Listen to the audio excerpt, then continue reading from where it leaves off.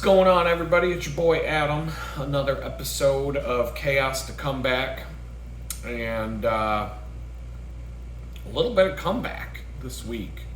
A lot of chaos, a little bit of comeback. It is Sunday, August 10th.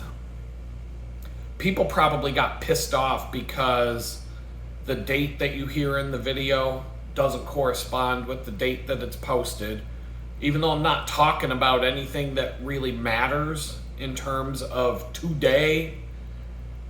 But the viewership just went phew off another cliff. Over the last 2 weeks, the views dropped to half. I know people are mad. People are going to be pissed off at you no matter what the fuck you do. So I don't even care. I don't. But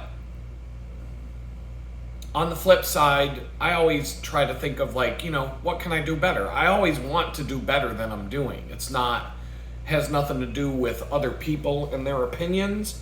It has to do with me and wanting to do a better job than I'm doing today. An example of that would be yesterday at the bakery. We had to make a bunch of crusts for this crazy ass brownie. Yeah, I can't even explain this thing. The cookie I ate yesterday was only 880 calories, so it was under 1,000 calories for once. This brownie's probably, I don't even know, can we make a cookie or a brownie that's 2,000 calories? Can we push the envelope here? I feel like Wilford Brimley's gonna show up after I eat one of these things being like, hey, did you think about ordering your diabetes test kit? I feel like, is he even alive? Wilford Brimley, I can't imagine. Checking right here in real time. Wilford Brimley was, according to Wikipedia. That's how you know. All you gotta do is go to Wikipedia. And when did he die? 2020. Imagine that. I wonder what he died from. Well, at least you know what they say he died from if he died in 2020. You could be in a motorcycle accident. You could jump out of an airplane, and if your parachute didn't open and you just went splat, they'd pick up one of the blood samples off the ground and say, yup, he died from COVID-19. So, nobody that year died because their parachute didn't open when they went skydiving. They all died from COVID-19. So anyway, Wilford Brimley, the old diabetes guy. You may remember him from such TV commercials and other TV shows and movies. He was fairly,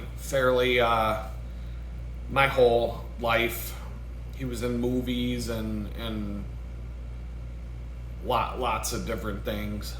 But anyway, we were making these crusts at the bakery, and there's a kind of an attitude about fast. Everything's got to be fast and fast and fast. And I'm looking at and I'm like, it has to be a fucking crust. It's a crust. It's like a pie. It's like if you made a pie crust by just throwing a bunch of cookie crumbs in a pan and pat it down once and move it down the assembly line. It's just going to be a bunch of crumbs at the bottom of a fucking pie. It's not crust. And then I can tell the difference if I'm eating it. Quality, for crying out loud. Come up with a way to do it good and then try to speed it up and see what you can do.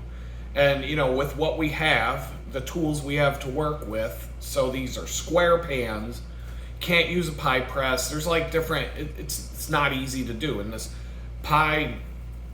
crust is made up of crushed up pretzels and stuff. It's just, the whole thing was I got an itchy back right now, so bear with me. I got just itches. My body just itches sometimes for no reason out of nowhere. I guess it's just old people shit. I don't know. Just, it's been going on for a while. I don't know. More so since I moved into this particular place. I don't know if it, I don't know what it is. But anyway, by the way, Sarna lotion, which is what I normally use for this, they changed their formula. It sucks now. I noticed it wasn't working. They changed the bottle. The logo and the graphics are all different. But I thought, maybe it's the same stuff. It's not. It feels different. It's not the same stuff. The other Sarna lotion you put that on, boom, instantaneous relief of your itch or whatever. Now it's just like regular hand lotion or something. It's just they changed the whole formula. And other people besides me, because I looked this up, you look it up on the internet, all these people are complaining about it because it doesn't work anymore. And I hate when these fucking companies do that stuff.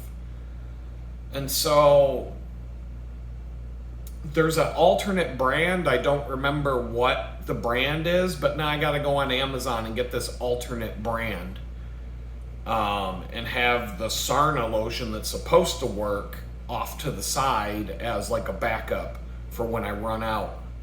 But there's another brand that was a competitor, but it's basically the same exact stuff as Sarna, and it's the same formula. So I can get what I need, just a different brand. And I can't remember the name of the brand. I bookmarked it or something. Hold on. I probably put it in my shopping cart and then hit save for later, because that's how I bookmark things in Amazon. Yeah, okay. Rugby anti-itch lotion, exact same thing as Sarna used to be. So I'm gonna have to get a couple of bottles of that, because who knows, maybe they'll change their formula too. I don't know. Camphor and menthol are the two main ingredients, and I don't know what Sarna did to change theirs around, but this is actually cheaper.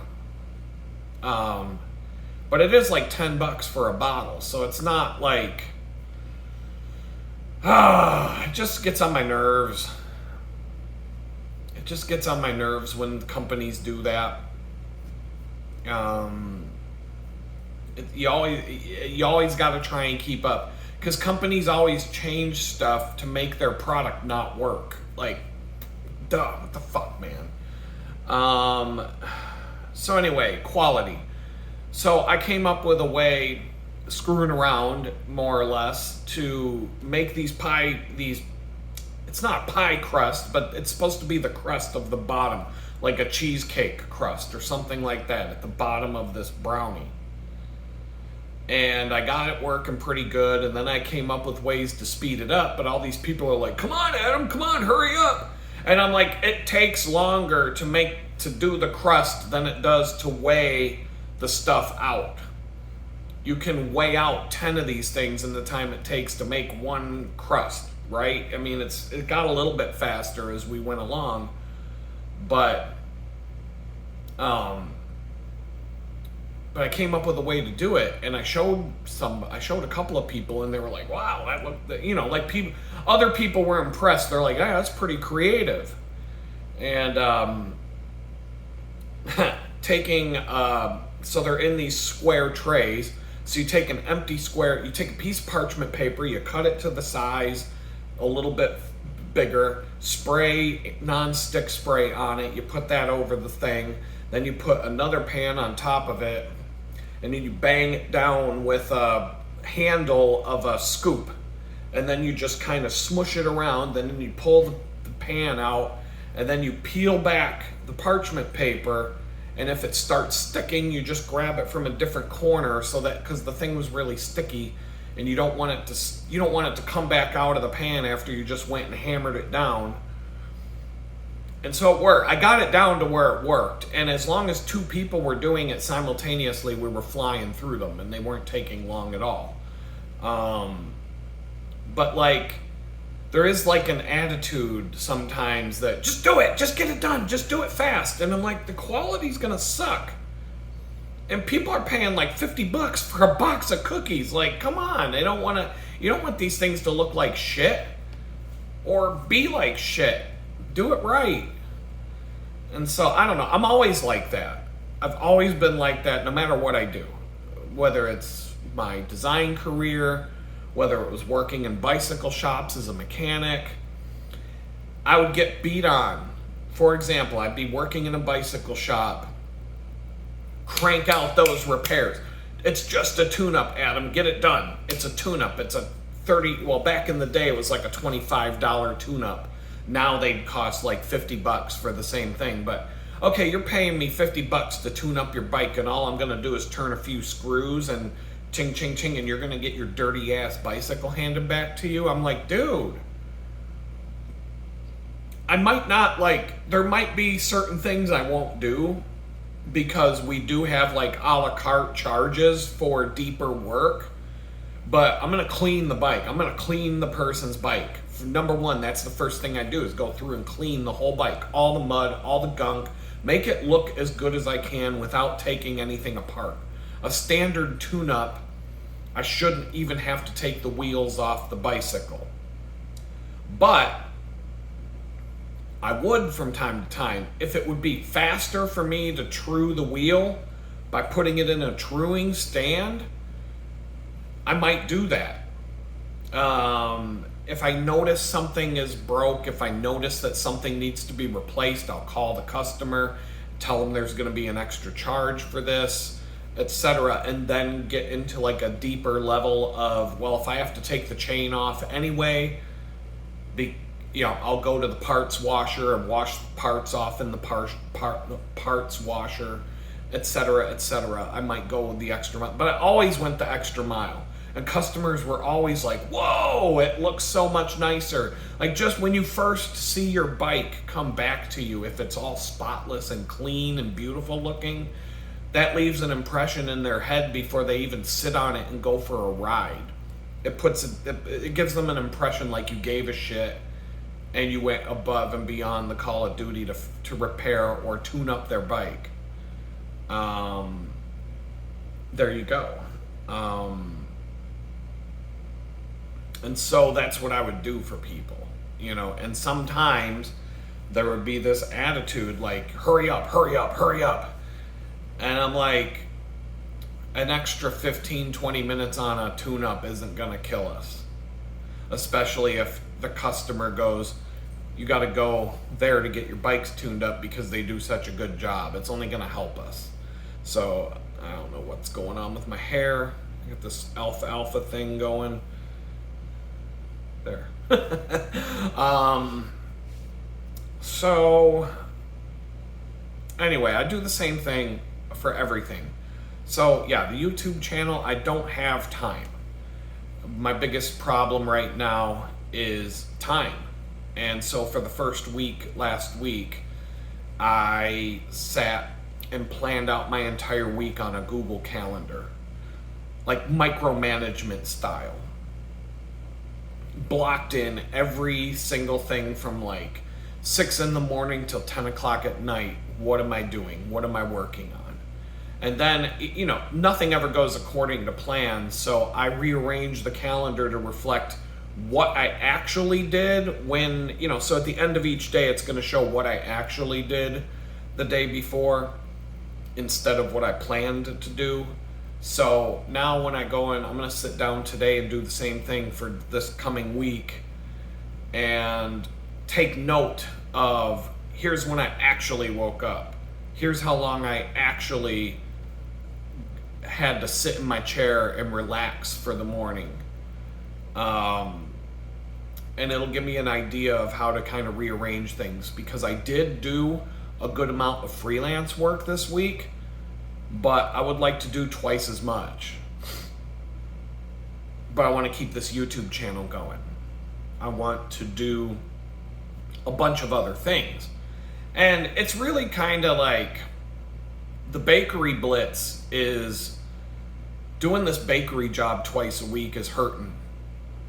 But there's definitely some good news coming. I'm going to get into that in a minute. But I don't like micromanaging my schedule like this, but I'm starting to just feel like I need to, because I need to figure out, like, how can I get everything done I want to do? It's impossible. It feels impossible right now. I'm putting in 60 to 70 hours and then some productive work, like productive time. And let me just go to my timesheets here, because I can just weekly totals. Okay. 64.5, 60.75, 60.75, 59.5, 63.25, 65.75, 68.75, 70.75, 49, 75, 74.75, 63, 70, 58.5, 77, 71. I mean, I'm going all the way back to April. 73.75, 71.74, 64.25, 72, 66. I mean, we're going back, and these are if I could even tell you how much time was spent on each project or category.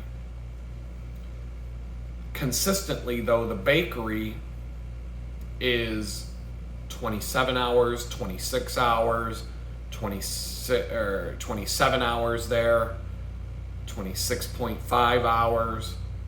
It's basically 2 days of the week gone. And so I need to try and replace those 27 hours with more productive time. Those 27 hours,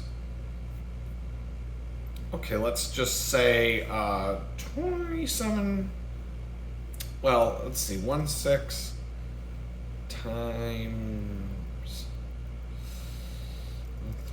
about $200, okay.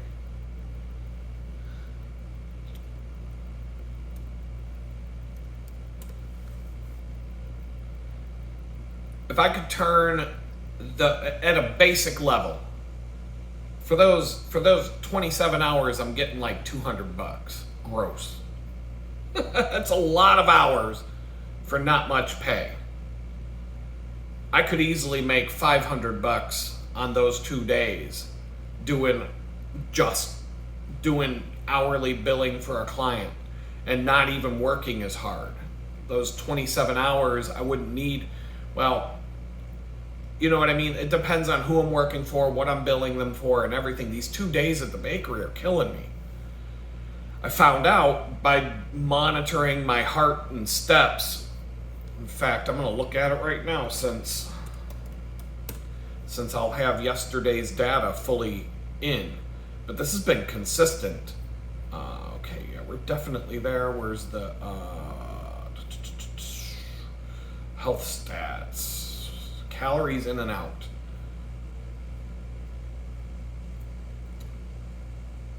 No.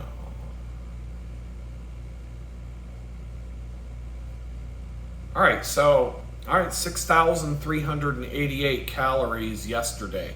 And I took a shorter bike ride home, 18 miles instead of 25. That could have had something to do with it, but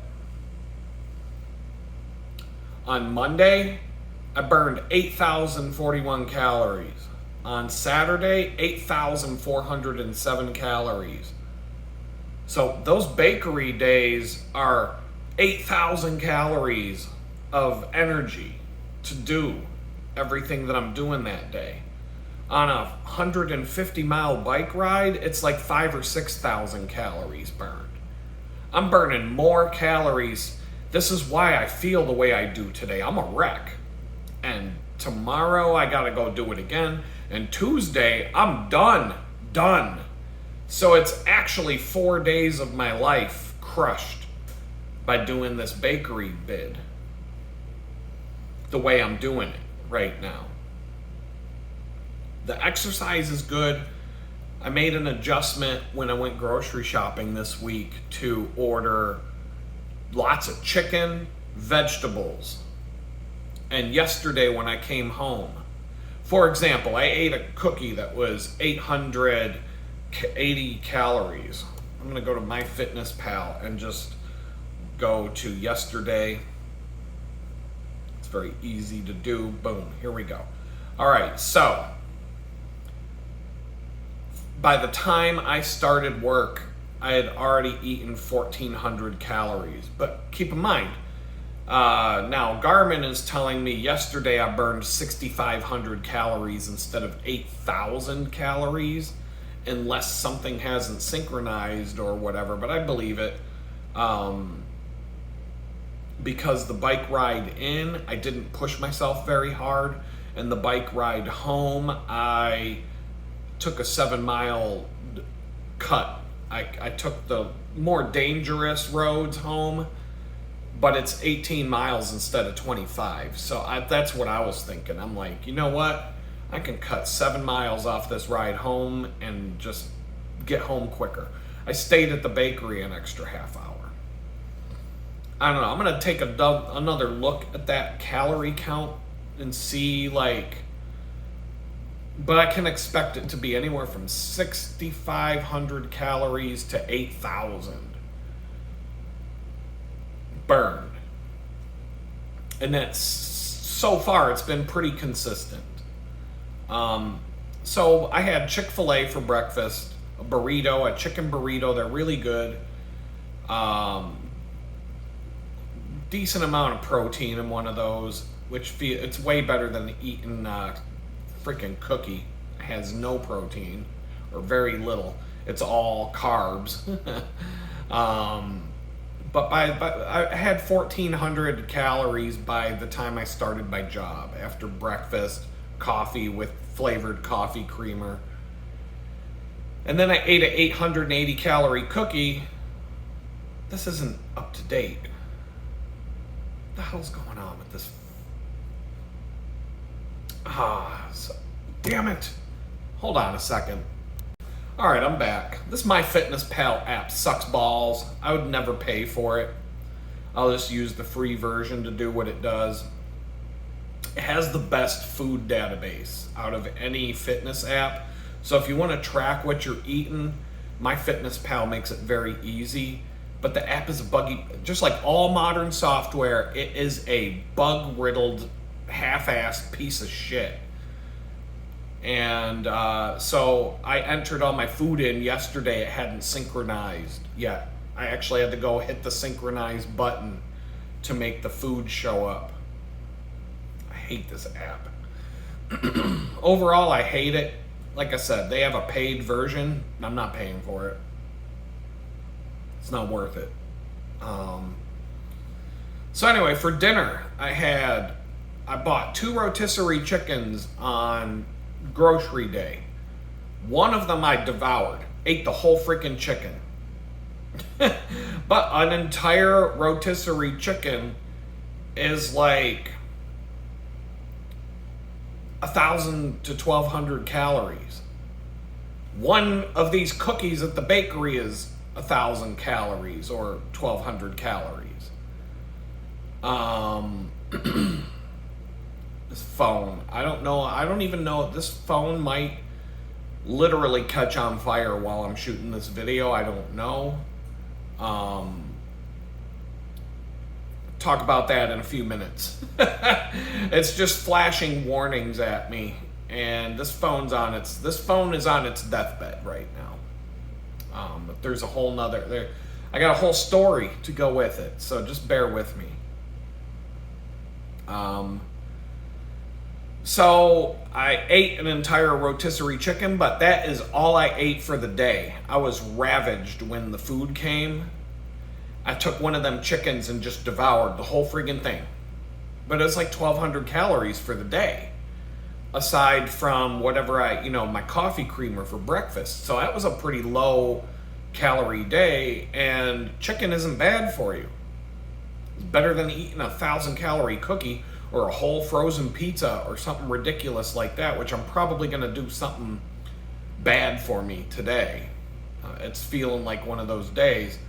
But I took the other rotisserie chicken and shredded it up, put it all in a Tupperware bin, the entire chicken, and put it in the fridge. and had cauliflower rice and some pepper and onion, frozen peppers and onions blend, bag of veggies. And so when I came home yesterday and cooled down from the bike ride, I got my cast iron pan. I threw the frozen cauliflower rice in with a little bit, but maybe half a stick of butter, which I didn't put in here. In fact, I should even. I'm gonna put this in because it will come up. Butter, salted. I have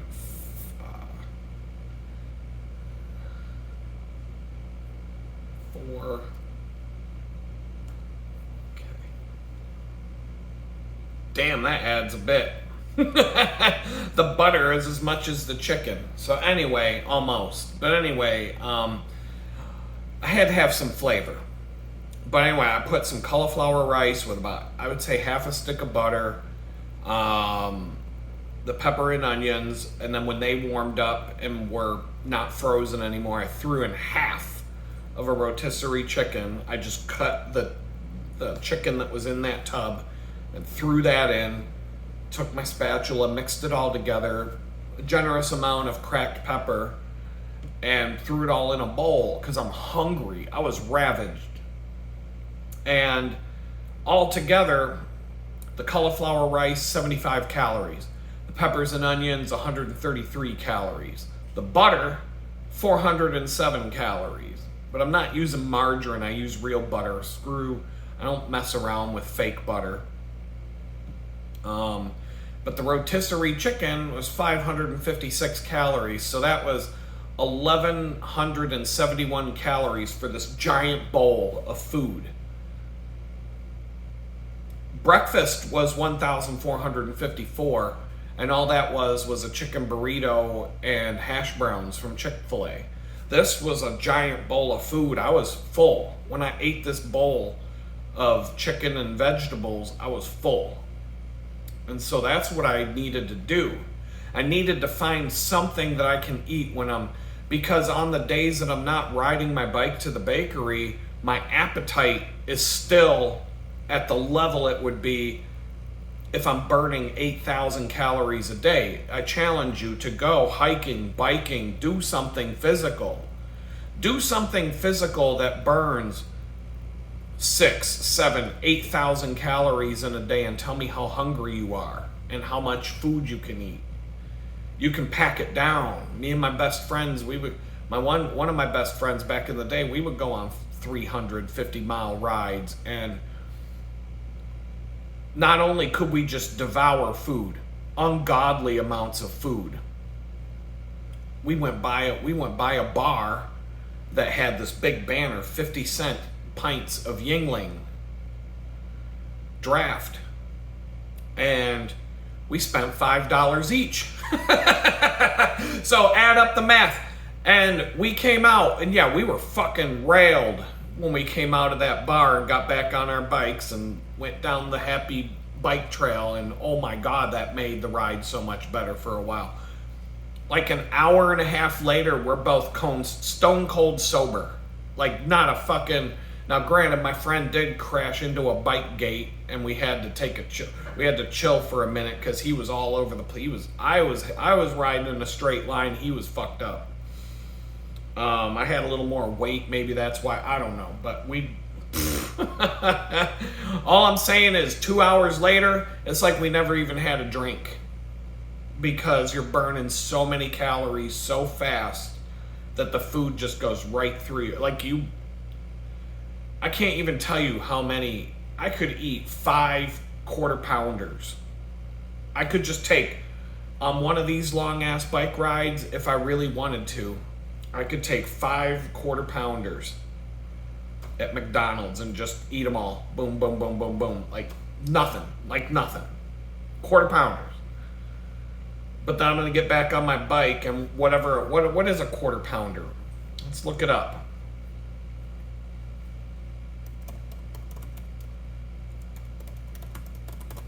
With cheese, of course. 500. double quarter pounder with cheese is 734. It's saying that a quarter pounder is 500 calories. That's 2,500 calories.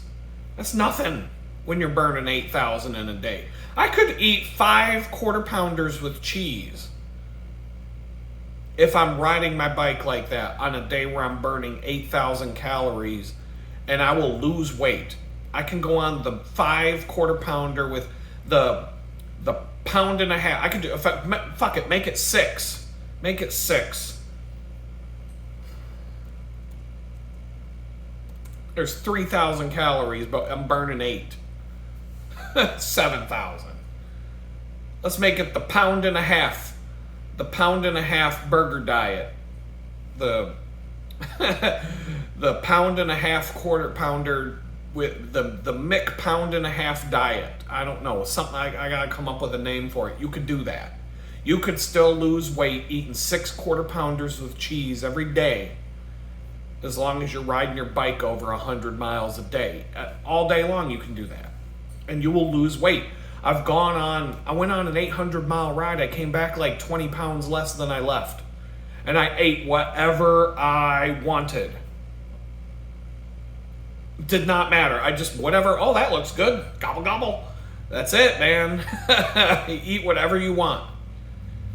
Now, when it comes to food versus nutrition, calories versus nutrition are two different things. I guarantee you that if you eat nothing but quarter pounders with cheese for a week, you're going to feel like crap. It's not going to do much to help you. You know, your whole body's going to be made of McDonald's because you are what you eat. So even though you're losing weight, your body's manufacturing itself from McDonald's, and so that's not going to work out in the long run. So I wouldn't suggest doing that, but a salad ain't going to cut it. A salad, when I would do these long distance rides, I would take fruit.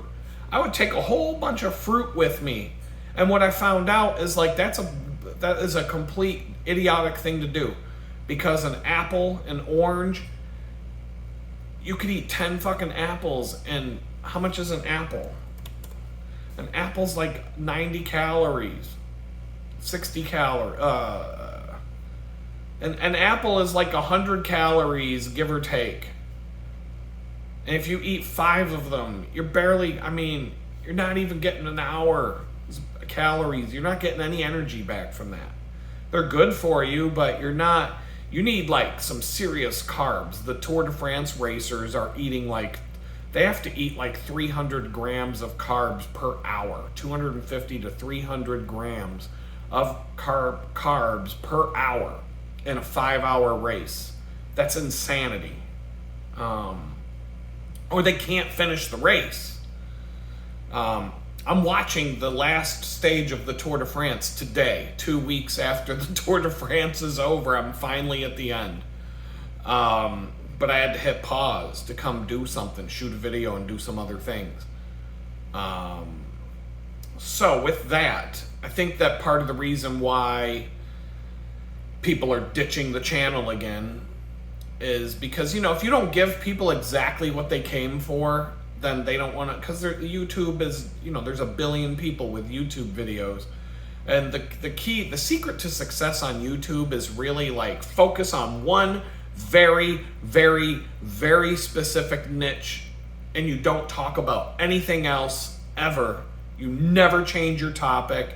You stick with one thing and one only thing, and then you talk for 10 minutes, 20 minutes, half an hour.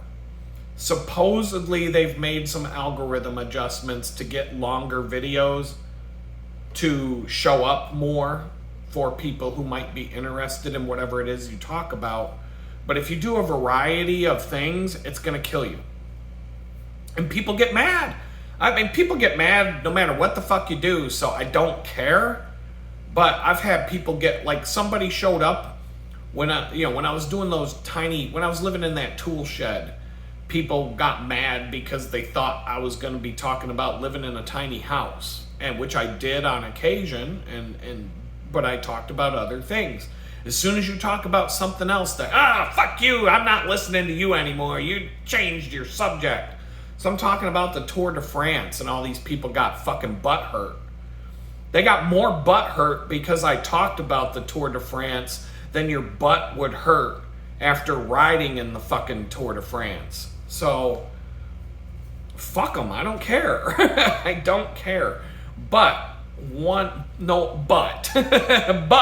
the next thing that I thought, maybe I had another guy get butt hurt because I talked about kids getting raped in the butt on Jeffrey Epstein Island.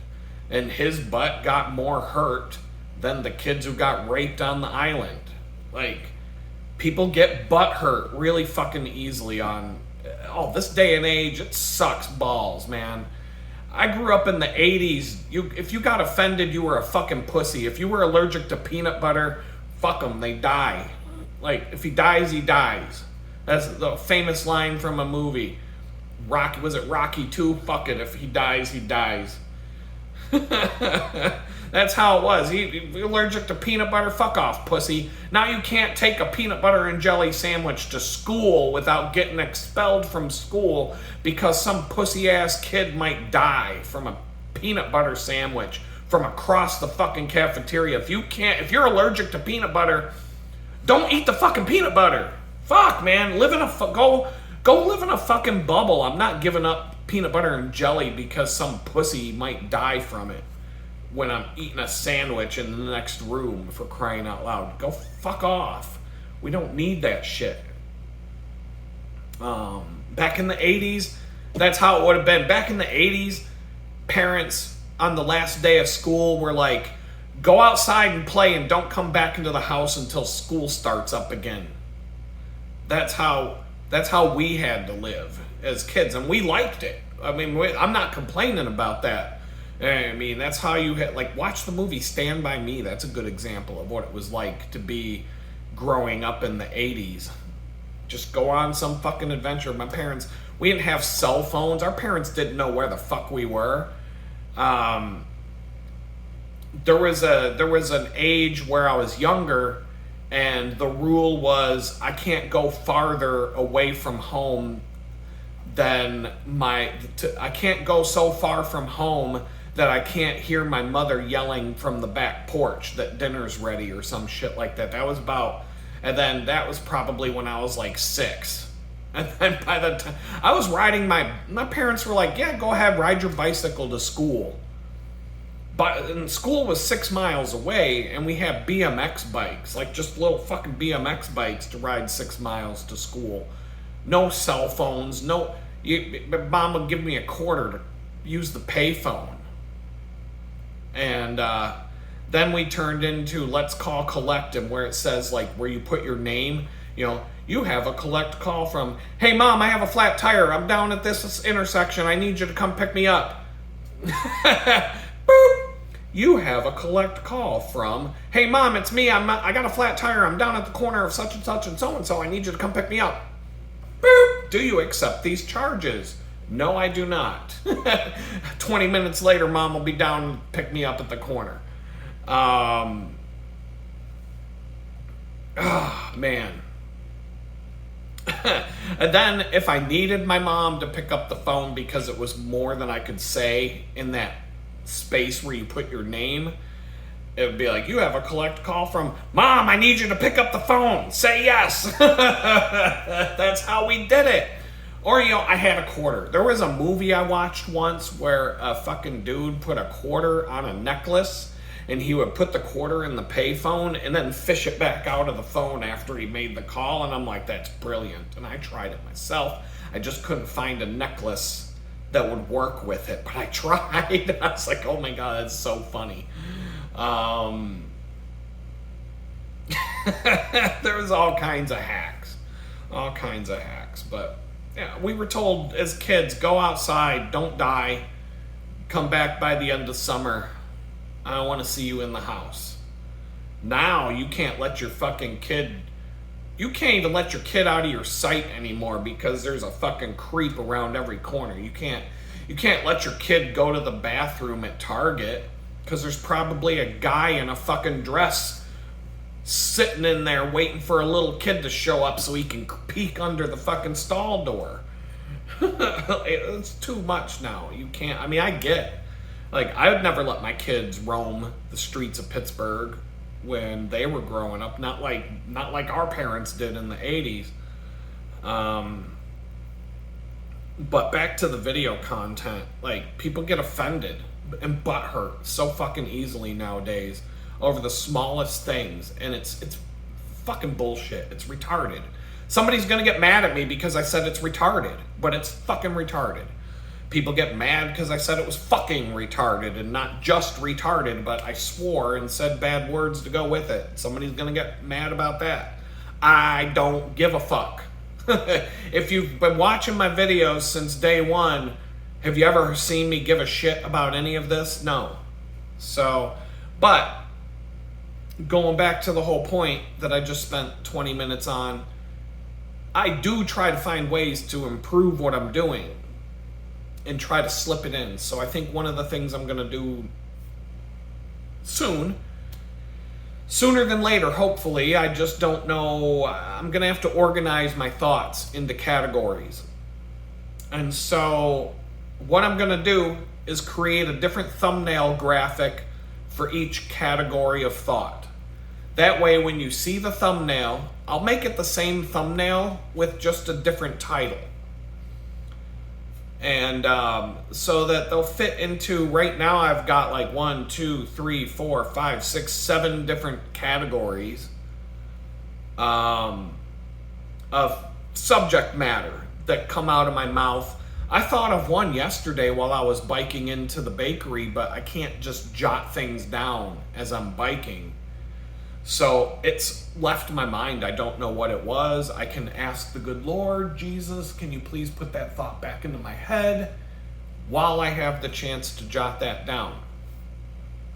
Maybe he'll put that thought back in my head and I can jot it down. It's like right there. It's like on the tip of my thoughts, but I can't conjure it up. And usually when that happens to me, the best thing for me to do is to just walk away from it and forget about it, because then boom, it snaps right into your head. Oh, that's what it was. Something will remind me. It'll just come back. The more I try to force it to come back, I could sit here for 6 hours trying to force it out of my brain and it won't come up. As soon as I give up and walk away from it, give it like 5-10 minutes, boom, it comes right back. So I'm familiar with how this works, so I'm just gonna let go of it. I am just gonna say, look, I've got different categories and different things I can talk about. That way, if you're somebody who gets butthurt when I talk about one thing instead of another, you can see the thumbnail and you'd be like, you know what? My butt's gonna be really sore if I watch this video. I'll just wait until he posts this other thing that I came for. And so, I don't know about the titles of them, the categories. I haven't really thought it through. Those just kind of, creative people, creative thoughts just magically appear when they're supposed to. But chaos to come back, I'm gonna leave that one alone. I'll use the same thumbnail format, but I might change something about it. I don't like the font of the titles. It kind of works. I don't know. I don't like the serif font. I don't know. It doesn't work for me as a designer, but I've been using it. I wanted them to be the same. I'll change something. But chaos to come back, I think I'll make that the video. Each one of these will have a playlist on the channel, so you can watch them all in order as they appear.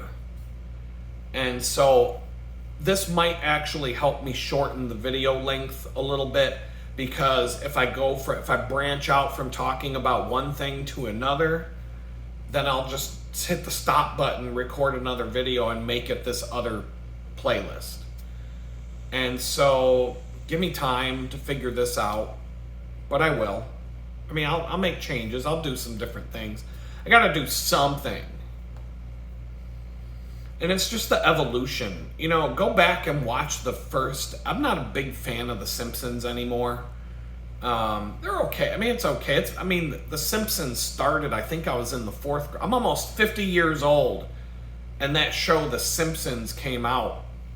I think I was in like 6th grade when the first episode. When was the first?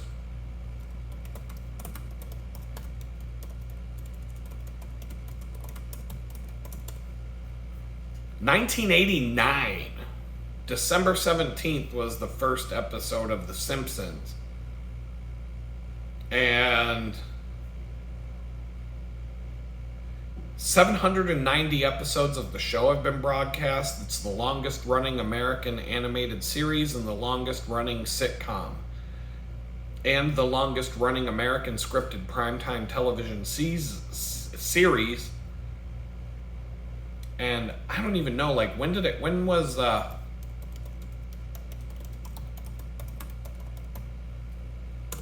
and The Simpsons have been around since 1987. Because it used to be a little sideshow on this show called The Tracy Ullman Show, which was kind of like a skit show, like Saturday Night Live, like In Living Color.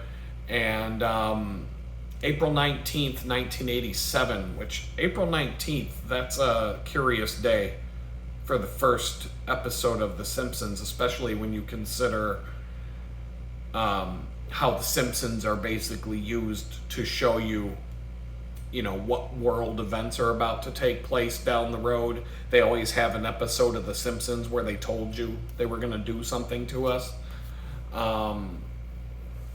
April 19th is a symbolic date. It's the date of the Waco siege. It's the date of the Oklahoma City bombing. April 19th there's all kinds of stuff that happens on that day. It's like one of the satanic ritual holidays, and I don't remember all the details. But that bleeds right into my next category, conspiracy time. I don't know what I'm going to call it, but it'll be a playlist where if you can't stand listening to, facts, conspiracy facts about your world history, about your crooked ass government, then you'll see the thumbnail and you'll be like, man, my ass is going to be too sore. I'm going to be butthurt if I watch this, so I'm just going to take a pass. If you hate listening to hearing me talk about bicycling and the Tour de France and focusing on bicycling and repairing my bikes and giving you tips and tricks about bicycling and all that kind of stuff, then I'll have a thumbnail format, bike talk, whatever it is. I don't know. It'll be about cycling and bicycling and bike racing and mountain biking and anything to do with a bike.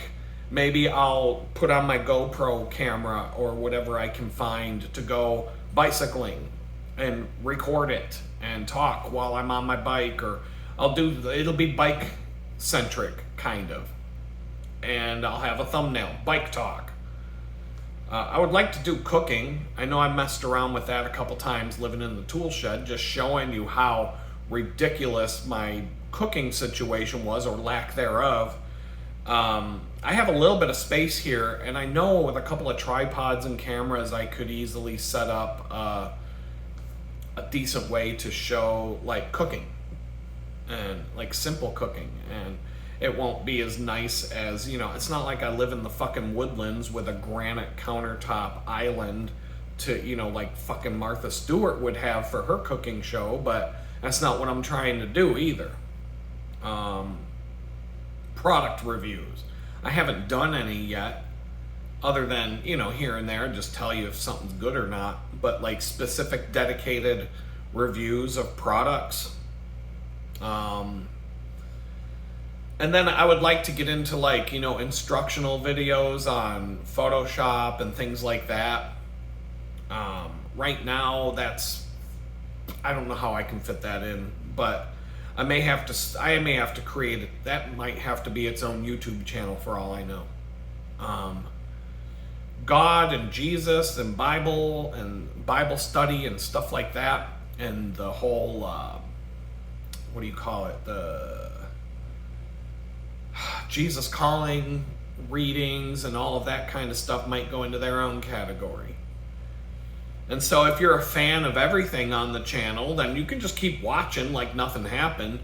But the thumbnail will tell you what the video is going to be, what category and playlist it falls into. And then I can keep my thoughts focused on that particular thing and just kind of break it up that way. So I just have to kind of work it out in my head how to do it. And I think that's just the direction I'm going to go next. So with that, I will talk about the plugs. I'm going to throw those in. Like the video, subscribe, all that stuff. Give it a thumbs up. There's always a troll now that shows up. Let's take a look here. And yep. There's like this fucking troll, this fucking retard that made the 25 YouTube accounts so that he could come troll the channel until I finally was like, get the fuck out of here, and kicked him off every time he showed up. He's back, but all he does is wait. It's so obvious that it's the same person. Because of the low traffic that I get, the analytics dig right in and tell you what's going on. And so now, when I post a new video each day, someone shows up within 5 minutes to give it anywhere between 1 and 3 thumbs down. Boom, boom, boom. Like, it's like somebody's waiting. Just waiting. Oh, Adam's video's about like 3, 2, 1. Yay! Thumbs down, thumbs down, thumbs down. Like, because I can watch it. I know what time the video is going to go live. And if I'm curious, I can just hit refresh on the YouTube studio page. There they are, 3 thumbs down in 2 minutes. So nobody even watched, this fucking dickwad didn't even watch the video. And he's already like banging on the thumbs down button with multiple accounts because he's mad. That's all he can do now. You can't kick somebody off your channel because they thumbs downed your video. He would have to come and leave his douchebag comments for me to go, oh, there he is again. Bye. And he's gone forever. He can never come back. Every time, if he wants to do it again, he gets 1 comment. He has to make a whole new Google account so he can come back, leave 1 douchebag comment, and then he's gone forever because all I gotta do is hit a button and you're gone. And so he gets to leave 1 comment that stays up until I see it, and then I'm like, oh, there's that asshole again, bye, and it's over. And you got to make another YouTube account. And he's up to he's probably got like 25 fucking YouTube accounts to juggle. He'll show up to the live stream with a douchebag screen name, Adam B's convicted felon, with my picture on it. But I told him to do it. I was like, go ahead, you fucking retard. Let's see if he's, I don't even know. Oh my God. Let's see if let's see if it shows up in the, I don't even think it shows up in the search as a, no, it doesn't show up. Because the person who does this never actually puts up any videos.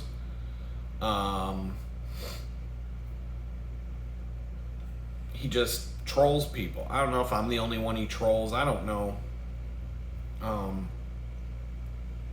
Hell, ironically, I just hit the notification button. Someone thumbs up comment that I left on someone else's channel. And this was, I don't know when I left this comment, but somebody just thumbed up it. Said, my comment to this person's channel was, just FYI, dude, don't let the trolls bring you down. The more popular your channel becomes, the more people will show up to take a dump in the punch bowl. I deal with trolls all the time on my own channel. And even after I checked my pockets and went through my backpack, I couldn't find any fucks to give about it. But it literally does not matter what you do or say. How positive of a personality you have or negative. It doesn't matter. It doesn't matter what you did with your life. It doesn't matter. And none of it matters. People live to be douchebags in the comment section, and I see it on every single channel I watch on YouTube, and that's not a joke. Oh, it's got 28 thumbs up, and somebody responded to that saying, better to take a dump in the punch bowl than to drink the Kool-Aid. So, like, there you go. Just another fucking dickhead.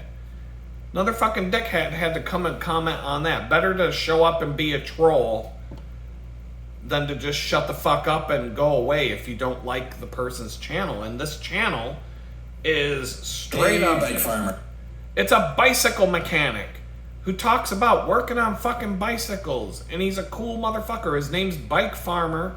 He owns a bike shop outside of, I think it's Milwaukee, and he does videos Bob Ross style of working on bicycles and talking about working on bicycles while he sits and works on his bikes, and people show up to troll this guy and to shit all over him. It's fucking hilarious. Like, what in the fuck is wrong with your life if you're such a fucking loser that you have nothing better to do than to wait until a bike mechanic posts a video about being a bicycle mechanic and to come take a shit all over his channel? Like, what a fucking piece of shit loser you are. Like, you are a fucking piece of shit. What was the other one? Okay, there's another guy. Now, I can say I can agree with some of these troll comments, but since I'm on this topic, there's a guy I follow and I watch some of his videos. Richie from Boston. This guy's a fucking character, let me tell you. He's got a bunch of different channels. One of them, his most popular channel is called Jailbreak Overlander on YouTube, where he talks about going on four-wheel drive adventures with souped up four-wheel drive vehicles that he builds and living out of them and traveling the country in them and so on and so forth. And but he's also a big-time tinfoil hat-wearing conspiracy theorist. And he's off the rails. Like, he makes me seem like I'm normal. He's talking about the flat earth and the sun isn't real. It's just it's a fake light in the sky that's... satellites aren't real. They're just weather balloons with a thing hang. Like, I'm telling you, this guy is off the fucking rails. But I'll listen to what he says. He seems like he's a cool dude. But he's so contradictory.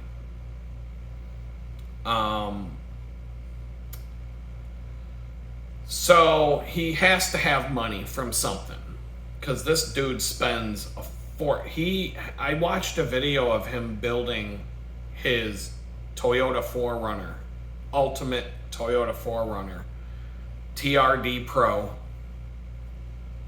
Brand new, that vehicle's like 60 large right out the gate. This fucking vehicle probably cost $250,000 by the time he was done with it, because the whole video is just like, oh, I had to replace these and I had to replace that. That was 20,000 there, 15,000 there, 2,000, another $2,000, another $5,000, and oh, that was 25 grand right there. And he's just like going down this whole fucking list, and I'm just like, dude.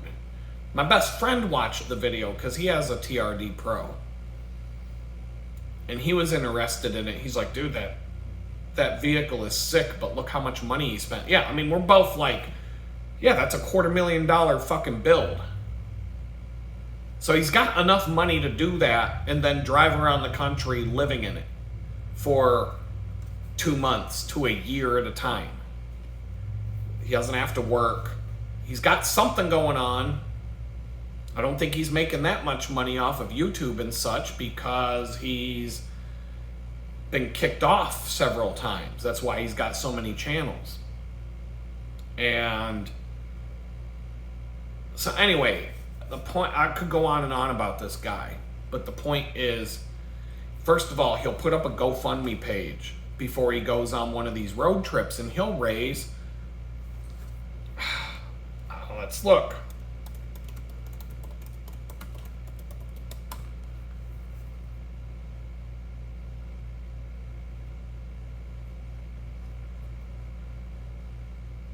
I don't know if I can find it.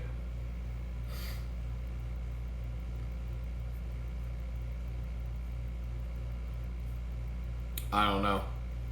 I don't know if I can find it. I'll look right here.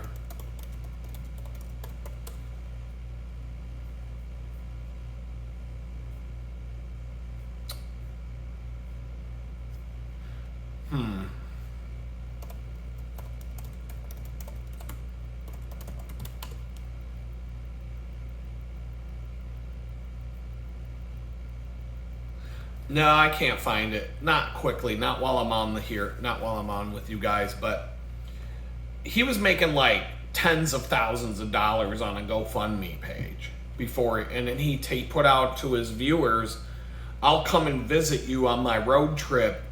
The top 10 donors, I will come and visit you and hang out with you as a prize for being the top donor." And I'm not saying, like, I would want to hang out with the guy. I think we would have a great time if I hung out with this dude. So it's not. I think he's a little abrasive, and if you watched his channel, you know exactly what I'm talking about. But I'm abrasive, so I don't give a fuck. Like, I think we would have a fun time. He seems like a pretty cool dude overall, but there's some like mystery around this. Because it's like he's putting up GoFundMes to fund his travel after he just spent 250 grand on a fucking vehicle to do it with. And then he's all talking about being broke, or like he'll kind of bounce around and he doesn't make any sense. And he talks about he's on his road trip right now. And here's the point with the trolls. He was on a road trip. He talks about how he left his wallet sitting on the counter at a restaurant, and he said all he wanted to eat was fish and chips, but he didn't get the chips, the fries, and some clam strips or whatever, and he paid like $40 for the meal, but he didn't have $40 cash, so he used a credit card, and he accidentally left his wallet on the counter, and he went to the bathroom, and when he came, or something, like he walked away not realizing it, and all of a sudden realized his wallet's gone. But then he talks about in his wallet he had $10,000 cash, 3 gold bars, the title to his vehicle, his social security card, and all this crazy shit in his wallet, credit cards and everything else. And so, like, I'm telling you, the video where he said that he lost his wallet, I was like, let's see the festival that's going on in the comment section. And this motherfucker was on blast. Let me just, I'll just go to Rumble and see if, all right. And let me just go back, and this must be it right here. This is the one. All right, don't autoplay. Let me just see. Another failed prediction from Richie is come and gone. Another sensational headline. Another Goldco scam. He must have this company called Goldco as a sponsor, because he's always promoting this where you can trade your 401k for gold and they'll send you gold bars or some shit.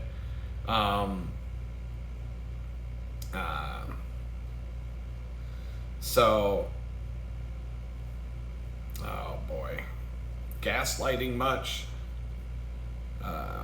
Cut the shit and get a girl, you asshole. Oh boy. He's been... Oh man, there was a bunch of them.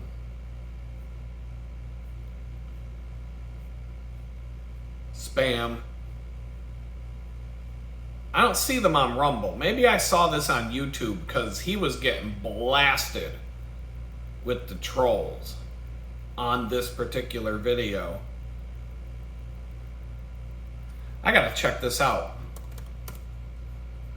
because I was about to read a bunch of the comments, but I'm not really seeing them. So I'm having a feeling that it's on his YouTube channel where he got slaughtered in the comments section. Is this one it? Is this it? He's got different videos in different places with different thumbnails, and it's all like...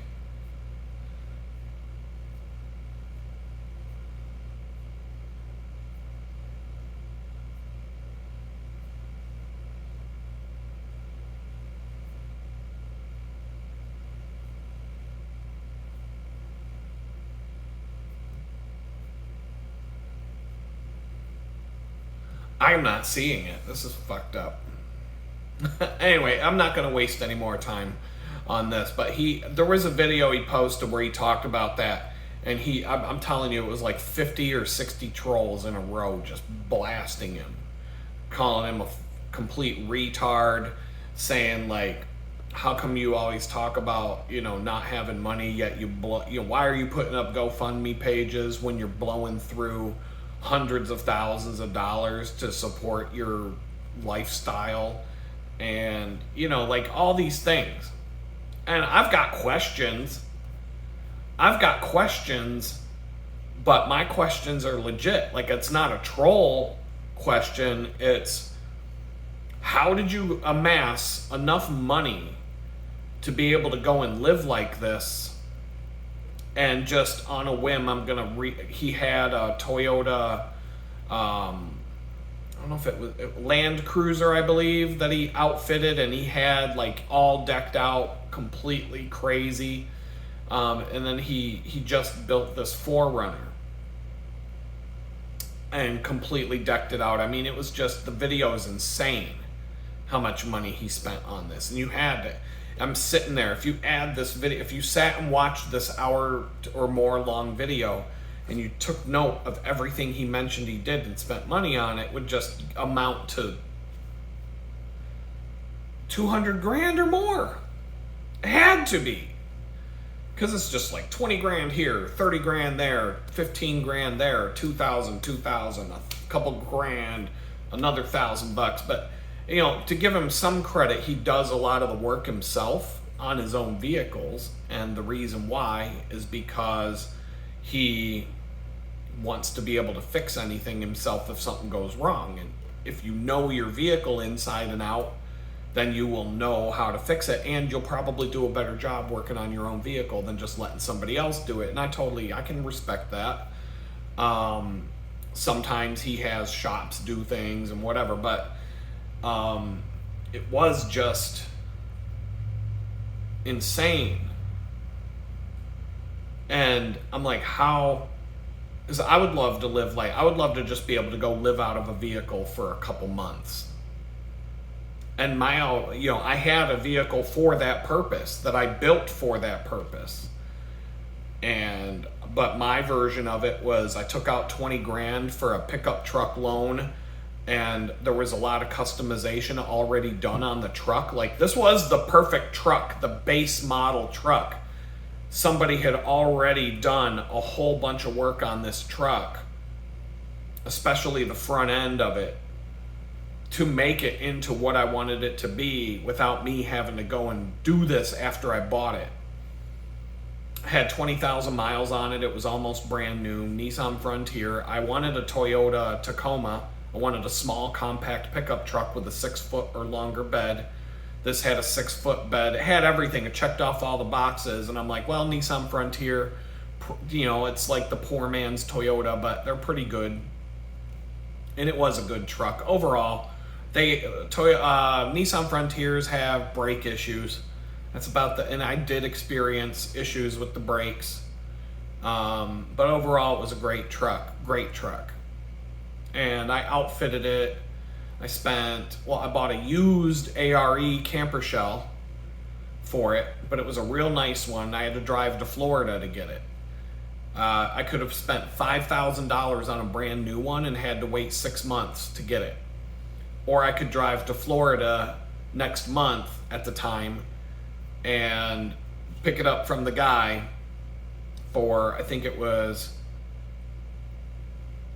under $2,000. It was like, I want to say like $1,400. I got a decked system and the camper shell and professionally installed while I sat in the parking lot and waited. Took him like an hour, 2 hours to do the install of everything. And I probably paid $2,000 total. It was around $2,000.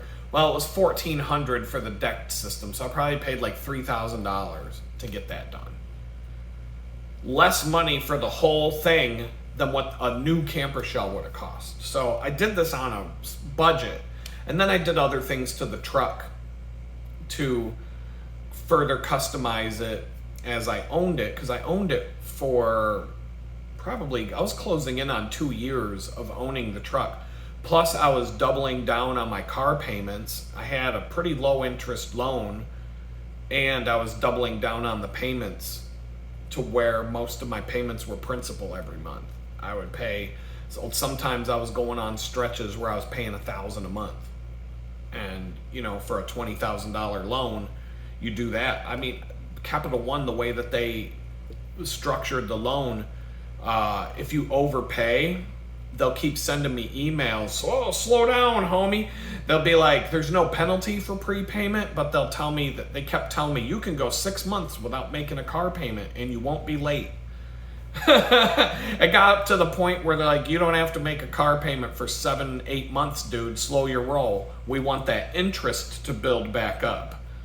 Because they're like, if he pays this off too fast, we're not going to make as much interest. But they don't penalize you for doing it.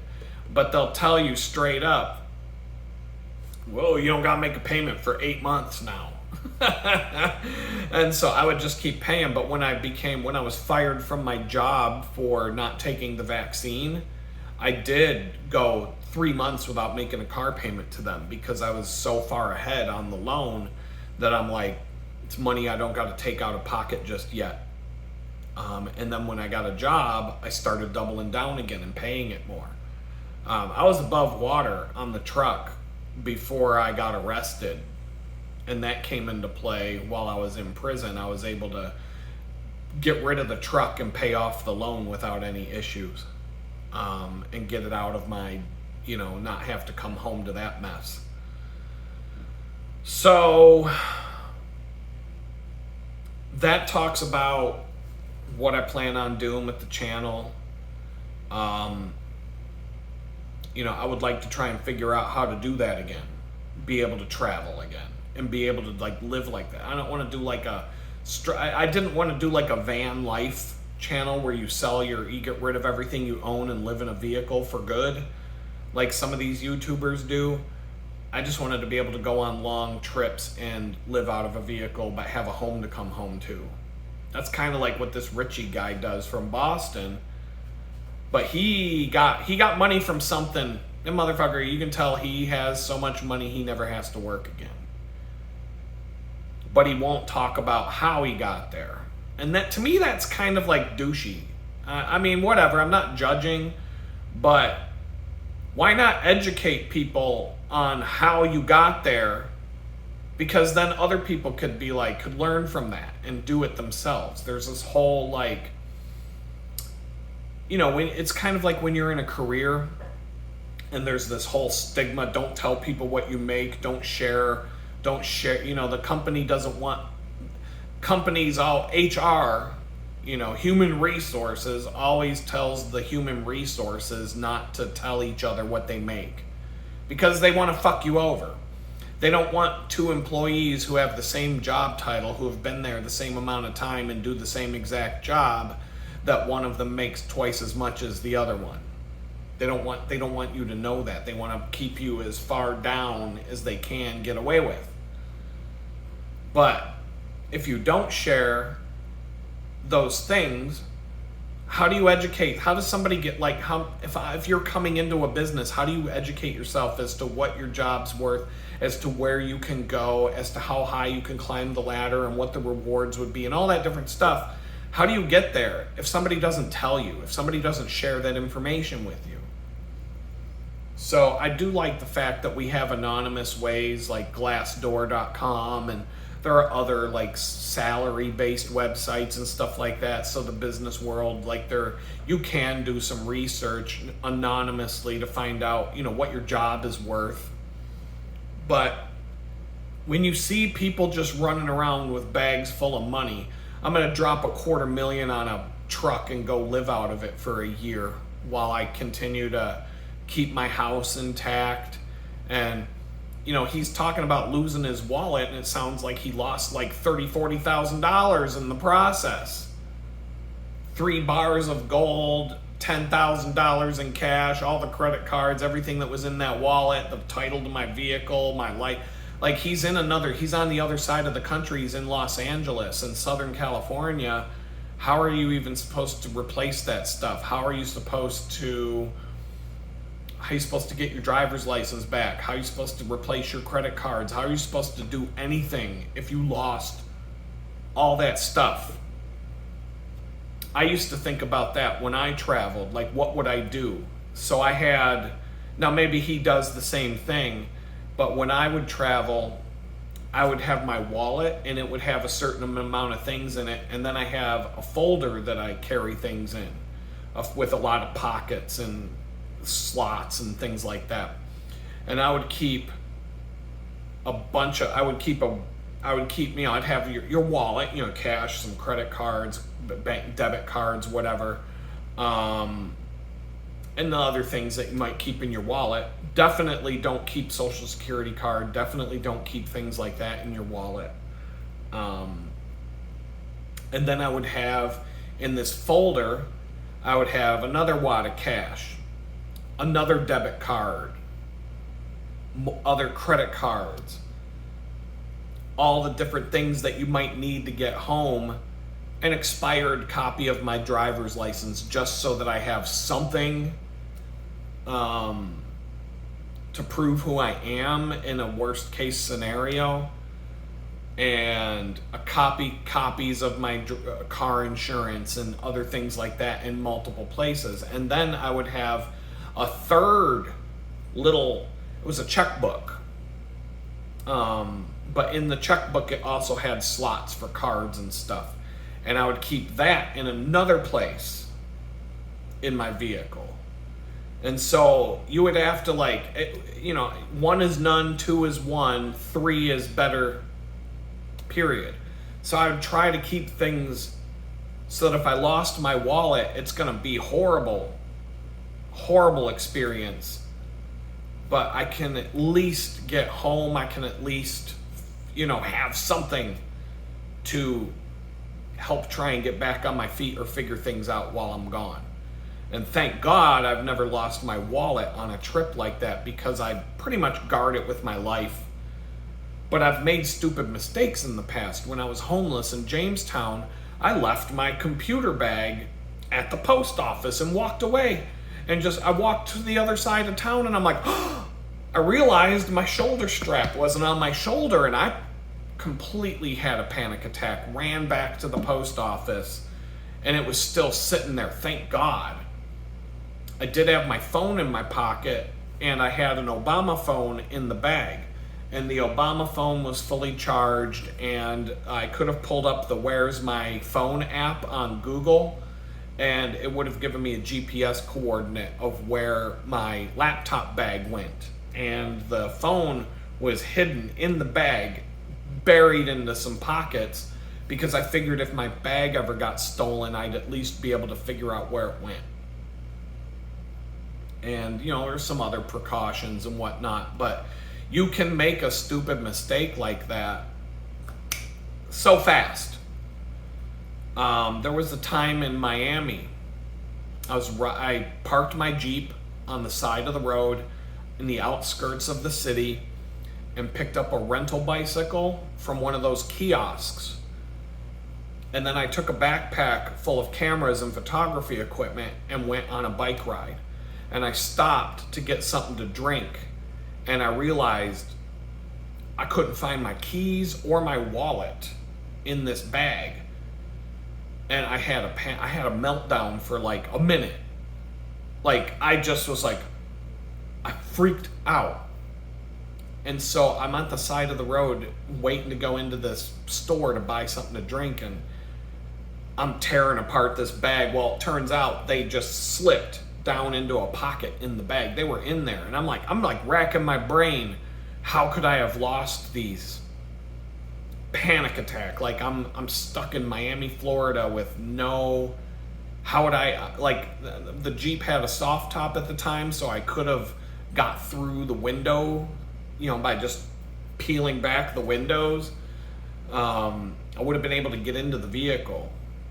How would I start it? How would I get home? No keys, no wallet. I'm fucked. I never had a spare key to that Wrangler. The whole time I owned it, I only had one key. I never bothered to get another key made because of how ridiculously expensive and complicated it is now to make an extra car key. I had a spare lockout key that sometime, I'm pretty sure I had a lockout key made so that I could at least open the door. At least I've done that on other modern vehicles where you can at least unlock the door, but if you try to drive the vehicle with a regular key, it's not going to go anywhere. But it'll get you, if you locked yourself out and you have that in your wallet, then you're good to go, at least to get into your vehicle. Or if you have it hidden someplace on the outside of the vehicle, like duct taped under the bumper or something, there's different things you can do there. You can at least get into your vehicle if you happen to, oh shit, I shut the door and left my keys in the ignition. And in a vehicle with manual locks. I did that once with my Wrangler, and I had a borderline heart attack because I shut the door and I saw the keys dangling, and I had locked, it was manual locks, I had locked the door, and I had a hard top. So getting into the vehicle wasn't going to be that easy. And then I looked at the passenger side door. I'm like, thank God it was unlocked. So I was able to go back in and get my keys. But, you can make a mistake like that. And so with that, I don't know, this video is pretty long. I think I'm going to do another video and I'm just going to talk about the other stuff. Peace out.